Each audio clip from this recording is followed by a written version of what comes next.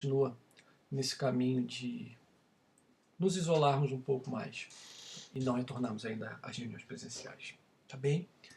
Queria te convidar a ler comigo então o texto que tem orientado nosso coração, uma parte desse texto queremos ler essa noite, que é a primeira carta aos Coríntios, capítulo 13, nós vamos ler dos versos 4 ao 10, que diz assim: O amor é paciente, é benigno.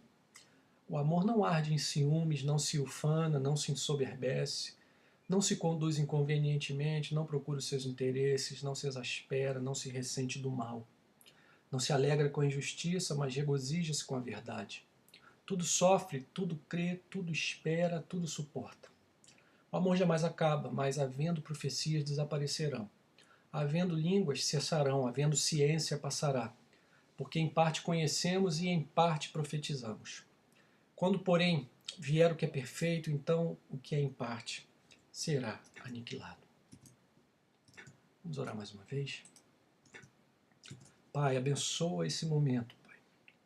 Coloca os teus anjos ao redor da tua igreja, em cada lar, cada casa, e ajuda a gente a ter esse momento de atenção nos próximos 30, 40 minutos, para que possamos ouvir a tua palavra e ouvirmos antes de tudo a tua voz, não a voz de homens, mas a tua voz. Assim capacita-nos a todos, eu que falo, mas todos nós que ouvimos, a termos o discernimento do teu Espírito e aplicarmos a nossa vida. Na verdade, aplicarmos a palavra à nossa vida, de forma a sairmos essa noite desse encontro tecnológico online, transformados pelo Senhor mesmo, pela tua presença no nosso meio. Espírito Santo, vem sobre nós e nos ajuda para que o teu nome seja glorificado, hoje e sempre, Senhor. Amém, amém e amém. Uma das coisas que mais me impressiona quando leio alguma coisa sobre a possibilidade, a probabilidade da vida na Terra, uma das coisas que mais impressiona é a quantidade de coisas que aconteceram ao mesmo tempo para que a vida fosse possível, a quantidade de itens que foram se configurando corretamente no detalhe para que a vida fosse possível. Isso sempre me impressiona. Por exemplo, nossas células precisam de luz, água e oxigênio, mas precisam desses elementos na medida correta. Tudo isso prepara a vida, mas também pode impedir que a vida exista. Muita luz, muita radiação ultravioleta mata a célula, assim como muito oxigênio a intoxica e muita água a afoga. E é exatamente isso que aponta, penso, para um Criador. As células precisam estar adaptadas para se administrar, controlar esses três elementos ao mesmo tempo. Por exemplo, se a célula fosse evoluindo para primeiro se proteger da luz, depois se proteger da água, depois se proteger do oxigênio, ela morreria todas as vezes. Ela precisa estar pronta, preparada para controlar esses três elementos ao mesmo tempo, dentre tantas outras coisas. Além disso, ser um exemplo de coisas que aconteceram ao mesmo tempo para permitir a vida, e assim essas coisas, esse exemplo aponta para um Criador que comandou e conduziu toda a criação. O que acabei de comentar aponta também para a necessidade de que esses elementos estejam presentes para que a vida ocorra. Se não houvesse oxigênio na Terra, a vida como conhecemos, nossas vidas, eu e você, não seriam possíveis, essa vida não seria possível. E mais, a quantidade de oxigênio, de radiação solar e de umidade deve ser muito afinada para que a vida exista. Se a Terra fosse mais próxima do Sol, a vida não seria possível. Se fosse mais longe do Sol, a vida não seria possível, dada a quantidade de radiação ultravioleta que a gente receberia. Se houvesse mais umidade, se os oceanos fossem maiores, a gente estaria afogado no oceano. Se houvesse mais oxigênio do que a dosagem que existe na atmosfera, também teríamos de alguma forma intoxicação. E tudo isso mostra que Deus não somente controlou as células, mas todos os elementos, o habitat da gente, o ecossistema e tudo da criação para que houvesse a possibilidade de vida. A gente tem caminhado em uma série de mensagens sobre o capítulo 13 da primeira carta de Paulo aos Coríntios, naquele que é considerado o capítulo mais importante sobre o amor. Temos pensado algumas semanas já sobre esse dom perfeito. Nós falamos como ele é um estilo de vida mais do que excelente, muito mais do que um dom. O amor, além de um dom, ele é um dom que determina todo um estilo de vida. Falamos sobre o início desse estilo de vida, sobre pacientar e bondosear, sobre ser paciente e bondoso. Continuamos meditando como o amor trabalha para o bem do outro. E na semana passada nós falamos sobre a revolução que é o amor, que tira o homem do centro, coloca o Senhor lá, nesse centro de onde ele nunca deveria ter saído. Hoje eu gostaria de meditar especificamente com você, meu irmão, minha irmã, meu amigo, minha amiga, sobre esses 2 pequenos versos. O amor não se alegra com a injustiça, mas regozija-se com a verdade. Tudo sofre, tudo crê, tudo espera, tudo suporta. Eu vou ler novamente. O amor não se alegra com a injustiça, mas regozija-se com a verdade.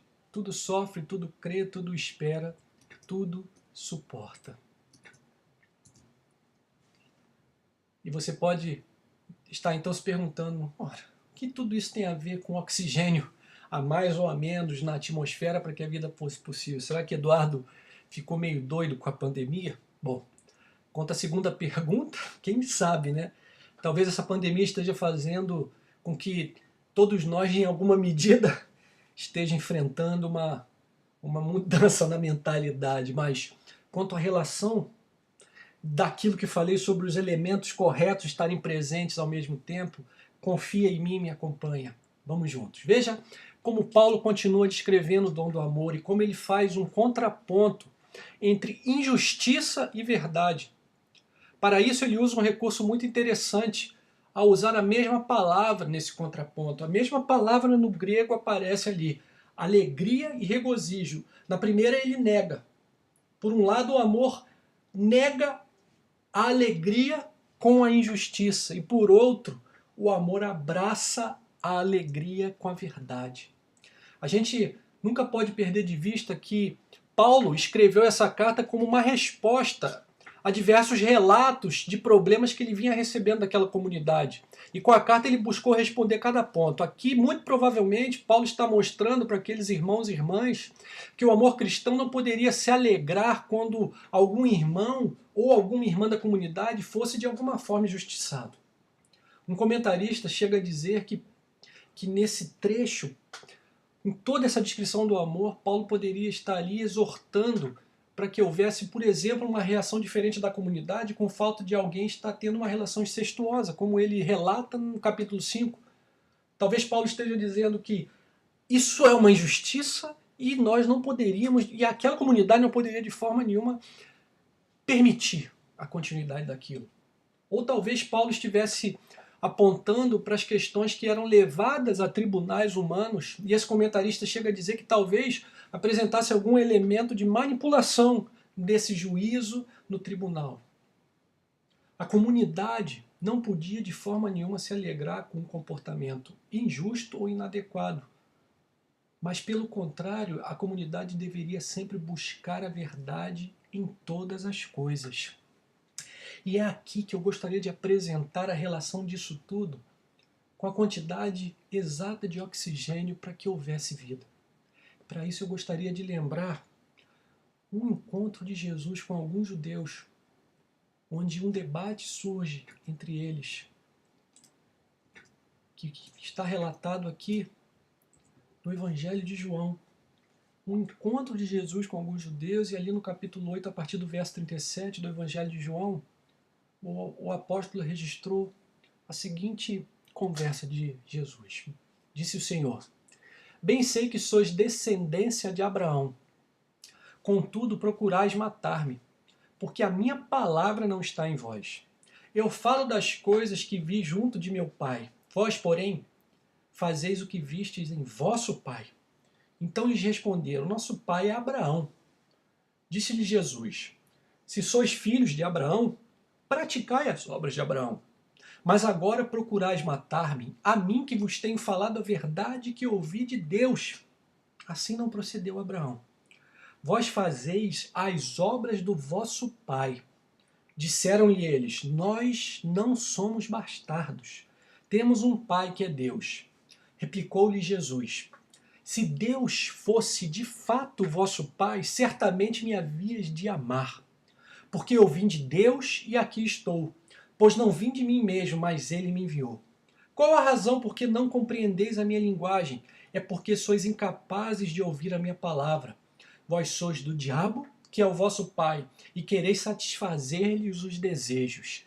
Ele foi homicida desde o princípio, e jamais se firmou na verdade, porque ele não há verdade. Quando ele profere mentira, fala do que lhe é próprio, porque é mentiroso e pai da mentira. Quando ele fala da mentira, fala do que lhe é próprio, porque é mentiroso e pai da mentira. Jesus, em relação a essa mesma pessoa, a esse mesmo ser, repetiu em outros trechos desse evangelho. Por exemplo, no capítulo 12, verso 31. Agora é o juízo deste mundo. Agora será expulso o príncipe deste mundo. Já no capítulo 14, verso 30, Jesus diz: já não falarei muito convosco, pois aí vem o príncipe deste mundo, e ele nada tem em mim.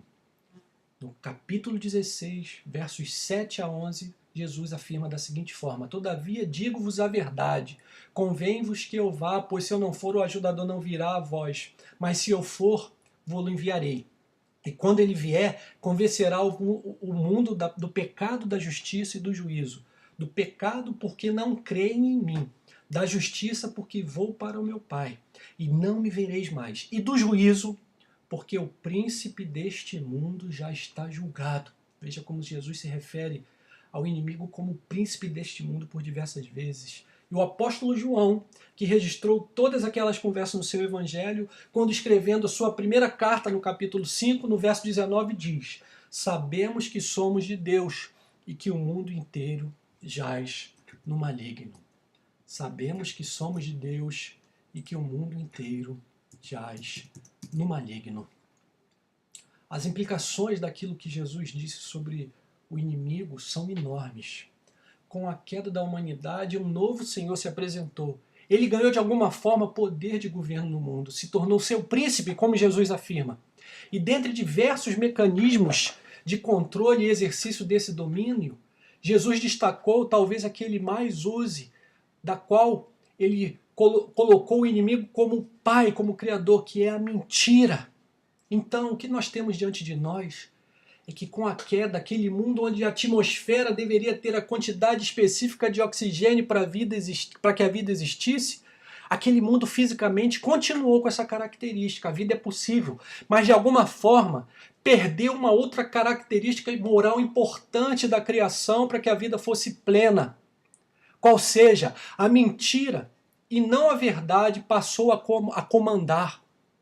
Eu e você fomos feitos para a verdade porque Deus é o caminho à verdade. É o caminho à verdade e à vida. Mas o mundo pós-queda é um mundo que manteve oxigênio e condições físicas de vida, mas perdeu a verdade e condições morais de uma vida plena. Paulo, em outro lugar, vai falar da seguinte forma: pois a ira de Deus se revela do céu contra toda impiedade e injustiça dos homens que detêm a verdade em injustiça. Veja as duas palavras mais uma vez presentes, verdade e injustiça. Mais uma vez presente no discurso de Paulo, onde ele afirma que o Senhor mesmo, às vezes eu me perco na transição aqui, que o Senhor mesmo se ira no céu porque os homens detêm a verdade em injustiça. Então, em um mundo onde deveria imperar a verdade, porque, como disse, o seu Criador é o caminho, a verdade e a vida, nesse mundo impera a mentira, porque com a queda o príncipe desse mundo, que é o pai da mentira, reina. E com ela a injustiça impera. Não como injustiça, claro que não, porque seria muito claro, mas com a mentira, a injustiça se fantasia de justiça e a verdade se perde. Preste atenção, com a mentira, a injustiça se fantasia de justiça e a verdade se perde. Eis então a relação que eu quero fazer do oxigênio com a verdade. Fomos criados para viver na verdade, respirando a verdade, mas agora estamos em uma realidade onde sufocamos com a mentira e muitas vezes nós nem percebemos. Como astronautas, agora caminhamos em um lugar onde o ar não existe mais. Como astronautas, nós caminhamos numa atmosfera completamente diferente daquela para a qual eu e você fomos verdadeiramente criados para viver. Quando a verdade deveria ser o normal, o padrão em todas as relações, ela se torna, nesse mundo caído, cujo príncipe é o pai da mentira, o anormal. A verdade se torna quase um perigo. A força não está mais em propagar a verdade. O forte não é mais aquele que propaga a verdade, mas a força está no padrão desse mundo em escamoteá-la, em escondê-la. Os manuais, por exemplo, os manuais de gestão, estratégia, de liderança estão cheios de conselho para que a verdade seja o caminho, para que haja transparência. Mas o que você vê realmente na prática das corporações, qual é a realidade das empresas, qual é a realidade das relações, onde deveríamos privilegiar os transparentes, nós, como sociedade, de alguma forma os tememos. E priorizamos aqueles que sabem jogar o jogo, aqueles que sabem jogar com as regras. A verdade deixa de ser uma força e muitas vezes passa a ser fraqueza. E é aqui, nesse mundo caído, cujo príncipe é o pai da mentira, cuja atmosfera não é mais aquela para a qual eu e você fomos feitos, que a carta de Paulo chega até nós. É nesse mundo de mentira,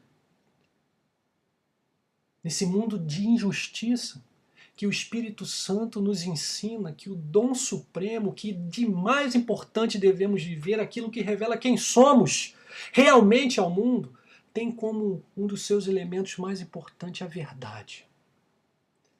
É no mundo onde o forte é aquele que sabe jogar, é aquele que vence com as regras criadas pelo pai da mentira, é nesse mundo que o Espírito nos ensina que o forte, o verdadeiramente forte, é aquele que luta contra a injustiça, que se alegra com a verdade. O Espírito Santo nos ensina então, meu irmão, minha irmã, meu amigo, minha amiga, que a verdadeira força é o amor. De novo nós voltamos ao tema da semana anterior, que revolução o cristianismo, porque é revolucionário o amor, porque o amor fala da verdade que muitas vezes o mundo não quer ouvir, na maioria das vezes o mundo não quer ouvir, mas o amor é a verdadeira força que traz de volta o oxigênio, a verdade, da qual nós não conseguimos viver sem. Onde todos apontam para um lado, para um caminho, onde o sucesso está em seguir naquela direção, o Senhor nos aponta para o outro lado. Preste atenção nisso. É como se pudéssemos olhar, exercite a sua imaginação agora, é como se pudéssemos olhar para uma multidão, ver uma multidão caminhando para aquela direção, e a gente começasse a caminhar na mesma direção, porque é para lá que todos estão indo, então nós também vamos, porque é o padrão. Mas aí, quando nós começamos a caminhar, alguém nos aparece e nos diz, não, não é por ali, é para o outro lado. E esse alguém carregasse atrás de si uma cruz. Esse alguém, carregando uma cruz, trouxesse também uma coroa, mas não uma coroa de ouro, mas sim de espinhos. Alguém que não estivesse vestido com as melhores roupas, usando os melhores anéis, mas sim sangrando e quase nu, arfando, puxando em seus pulmões cada gota de oxigênio. E esse alguém, então, apontando para o caminho oposto, te convidando, com aquela cruz nas costas, começasse a caminhar na outra direção e fosse na frente, arfando, mas firme, resoluto, cabeça erguida com uma certeza inabalável de que aquele é o único caminho. E sabe por que ele faz assim? Porque ele sabe o final da história. Ele a escreveu. Ele antecipa aqui e agora o que só se realizará plenamente mais tarde. Ele sabe o final da história e antecipa aqui e agora o que só se realizará plenamente mais tarde. Veja o que o autor de Hebreus fala sobre o Senhor Jesus no capítulo 12, a partir do verso 1.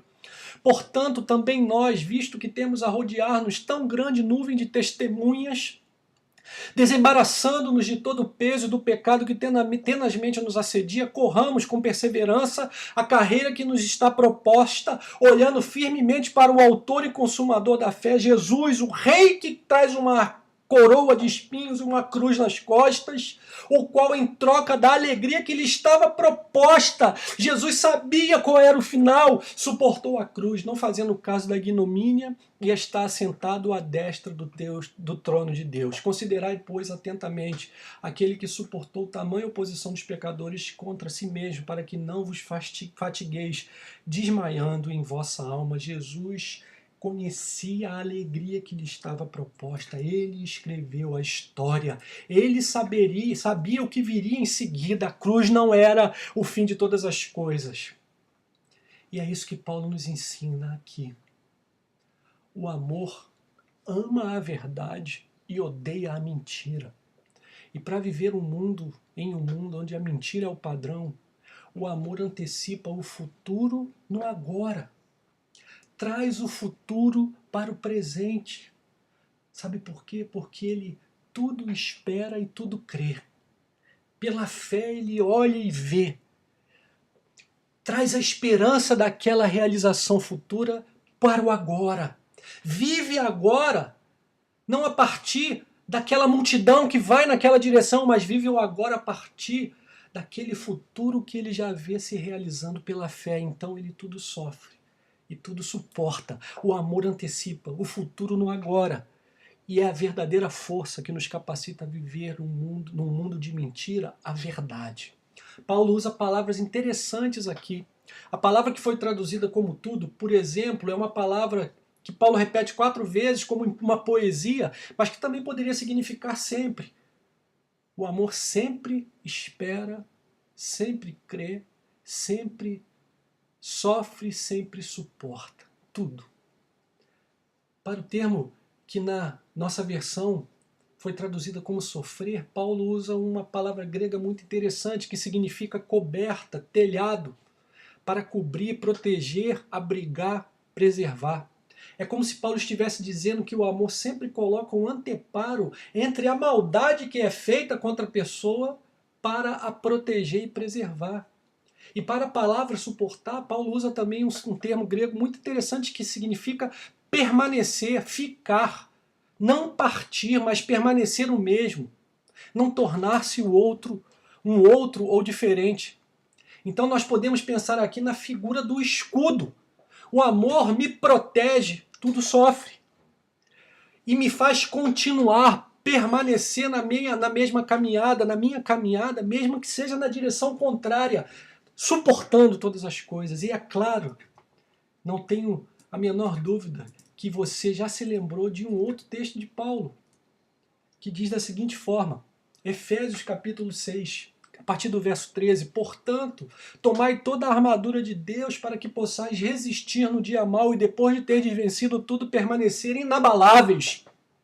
Estais, pois, firmes, cingindo-vos com a verdade, olha de novo a verdade, e vestindo-vos com a couraça da justiça, olha aí a justiça, calçai os pés com a preparação do evangelho da paz, embraçando sempre o quê? O escudo da fé com a qual podereis apagar todos os dados inflamados do inimigo, usando o escudo da fé com o qual podereis apagar todos os dados inflamados do inimigo. Veja como as mesmas palavras estão presentes. Cinto da verdade, couraça da justiça, escudo da fé.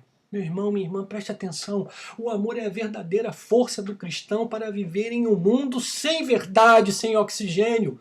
O amor olha para o futuro não com temor, com receio e sem esperança. Não! Ele olha, pelo contrário, com fé e esperança para esse futuro. O amor segue o crucificado na direção contrária da multidão com a mesma esperança na alegria que está proposta. A mesma esperança na alegria que Jesus sabia que ele estava proposta é a mesma esperança que inunda o nosso coração. O amor nos capacita a antecipar o futuro com fé e esperança. Aleluia! E vendo o futuro já agora pela fé, o amor nos ajuda a erguer o escudo com fé para permanecermos. O amor nos ajuda a continuarmos firmes com a verdade, mesmo que a mentira seja o padrão. O amor segue firme, ainda que contra tudo e contra todos, ainda que contra o próprio príncipe desse mundo. O amor não se adapta ao mundo, porque não pode e não quer. Seu exemplo, seu Senhor não o fez. O amor também não faz. E o amor nos convida, como dom supremo, a também não fazermos. O amor sabe que vai enfrentar muita luta. Aliás, aquele que ama sabe que isso é verdade porque já as enfrenta todo dia. Mas o amor não desiste, porque o seu Senhor não desistiu. Assim, o amor que nos inunda também não desistirá. O amor que nos inunda, preste atenção nisso, nos capacita a não desistirmos, a seguirmos em frente. Aleluia! Assim, em um mundo fake, o amor nos leva a continuar com a verdade. Em um mundo onde o forte é aquele que se adapta à realidade da multidão, no amor, o forte é aquele que resiste a ela, que vai para o outro lado e que vai firme, que continua firme, mesmo que a verdade seja contra nós, por exemplo, continuamos firmes ao seu lado, porque antecipamos o futuro com fé. Sabemos porque temos a Jesus, aquele que é amor, que Ele, o amor que é Jesus, é o caminho certo. O mundo vai gritar contra isso, e vai gritar alto e vai gritar forte. De todas as formas vai tentar nos convencer a abandonar esse caminho. Vai se apresentar como verdade também, vai se apresentar como algo bom, vai dizer que esse caminho não pode, por exemplo, ser confirmado. Vai tentar minar nossa energia usando uma técnica desanimadora, por exemplo, afirmando: por que ir por aí? Você nem sabe com certeza onde vai dar. Não é melhor caminhar junto com todo mundo, com aquilo que é real, aquilo que você vê e percebe aqui e agora? Não é melhor viver nesse formato que tem dado resultado para tanta gente? O mundo vai apresentar diversos heróis e heroínas, gente de sucesso, gente que chegou lá. Vai vender essas pessoas como aqueles que são realmente fortes. Mas então você vai perceber que a medida desse sucesso e dessa força é fútil e passageira, porque normalmente é relacionada com riquezas. Riquezas essas que o Senhor já disse que o ladrão pode roubar e a traça corroer. Essa medida de sucesso ela não permanece, ela não dura. E quando a gente percebe isso, a gente se lembra daquele homem que cruzou o teu caminho. Naquele momento crucial, quando você já estava na mesma direção da multidão. Vai se lembrar de seu aspecto, vai se lembrar daquela cruz, vai se lembrar de suas palavras, vai se lembrar desse chamado, do seu chamado, e vai se virar de novo para segui-lo. O mundo vai te desanimar, mas você vai se lembrar do seu Senhor e vai se virar de novo para segui-lo. De novo, de novo e de novo. Sabe por quê? Porque os seus olhos foram abertos, aleluia. Porque o seu coração se encheu com uma realidade que você não consegue explicar, mas que está lá. A falta de explicação não tira o fato de que essa realidade está lá no seu coração, enchendo não somente os seus olhos, mas a sua vida. E com os olhos abertos você vê o que ainda não está aqui, ainda não está presente, mas está ali. E essa visão vai te ajudar todo dia. Vai te fazer verdadeiramente forte. Essa visão vai te dar esperança e fé para levantar o escudo e permanecer. Vai te capacitar a continuar amando, com paciência e com bondade. Vai te capacitar a continuar trabalhando pelo bem dos outros, sem arder em ciúmes, sem se ufanar ou sem se soberbecer. Vai te capacitar a continuar sendo um revolucionário, não sendo egoísta. Essa visão vai te ajudar a colocar Deus no centro. E a partir de Deus vai te ajudar a amar, a se tornar bonito e contentado com as coisas e não um raivoso, inconveniente e ressentido. Aleluia. Essa visão de Jesus, finalizando, vai te ajudar a sonhar sempre. Vai te ajudar a sonhar e sonhar alto, antecipar o futuro no agora. Porque você vai perceber e vai ver com os olhos da fé que o futuro já vem chegando, que o seu Senhor já vem chegando. Você vai perceber com os olhos da fé, cheio desse dom maravilhoso do amor, que o futuro já está perto, que ele já vem chegando e que o seu Senhor já vem chegando. Amém? E com isso você vai poder viver essa realidade. Com isso você vai poder viver a verdadeira força duradoura, que não vai passar, que não é etérea, que é o amor de Deus na sua vida.